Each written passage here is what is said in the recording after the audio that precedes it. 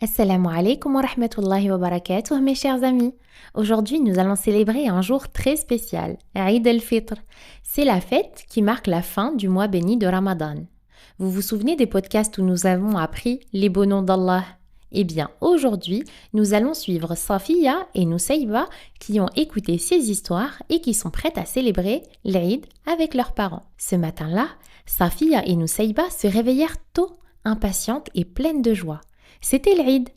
Le soleil brillait à travers la fenêtre et la maison était parfumée de l'odeur douce du bouchour que maman avait allumé pour l'occasion. L'air sentait bon et les tenues de l'Eid de Safiya et Nusayba étaient elles aussi parfumées du même doux parfum. En entrant dans la cuisine, les filles découvrirent une table déjà bien garnie, des dattes fourrées, des gâteaux délicieux, des msemmen et plein d'autres bonnes choses qui sentaient merveilleusement bon et qu'elles allaient déguster ensemble et partager avec leurs proches en ce jour spécial. Safiya et Nusayba, les yeux brillants de bonheur, se dépêchèrent de s'habiller dans leurs magnifiques robes neuves prêtes pour accueillir cette magnifique journée. Arrivées à la mosquée, Safiya et Nusayba se tinrent bien droites, entourées de tous les musulmans venus prier ensemble. Elles écoutaient attentivement l'imam qui guidait la prière de l'Eid. Le cœur de Safiya battait fort en pensant au nom d'Allah qu'elles avaient appris pendant Ramadan. Une fois la prière terminée, l'imam lui un verset du Coran que Safiya et Nusayba avaient appris et accomplissait la prière, donnait la zakat et obéissait à Allah et à son messager, Surat al-Mujadila, verset 13. أعوذ بالله من الشيطان الرجيم بسم الله الرحمن الرحيم أأشفقتم أن تقدموا بين يدي نجواكم صدقات فإذ لم تفعلوا وتاب الله عليكم فأقيموا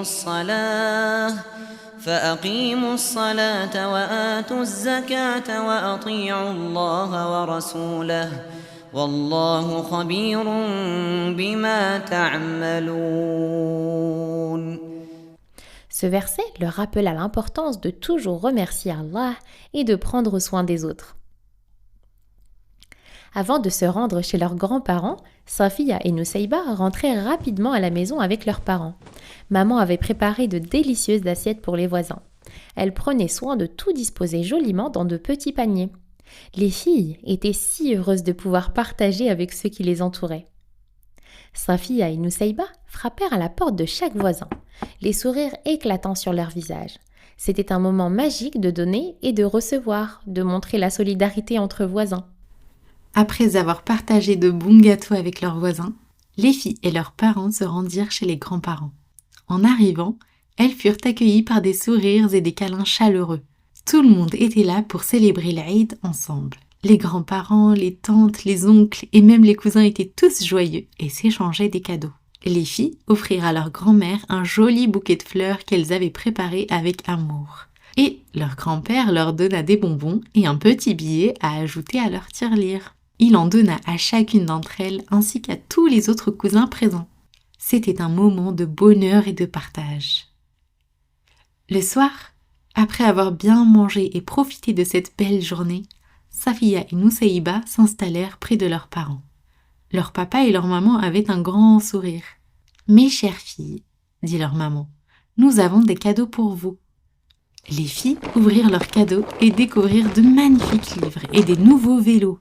Elles étaient tellement contentes. C'était le cadeau parfait pour apprendre encore plus sur Allah, sur notre belle religion et pouvoir profiter de belles balades à l'approche des temps ensoleillés.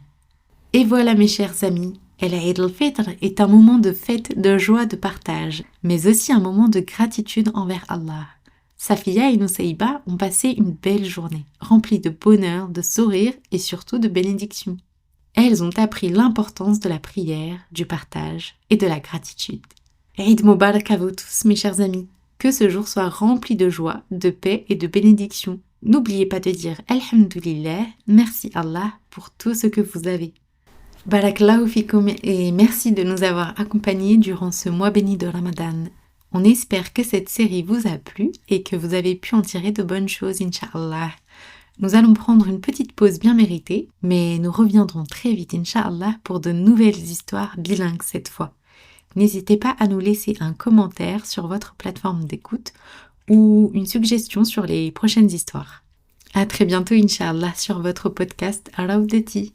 Assalamu alaikum wa rahmatullahi wa barakatuh.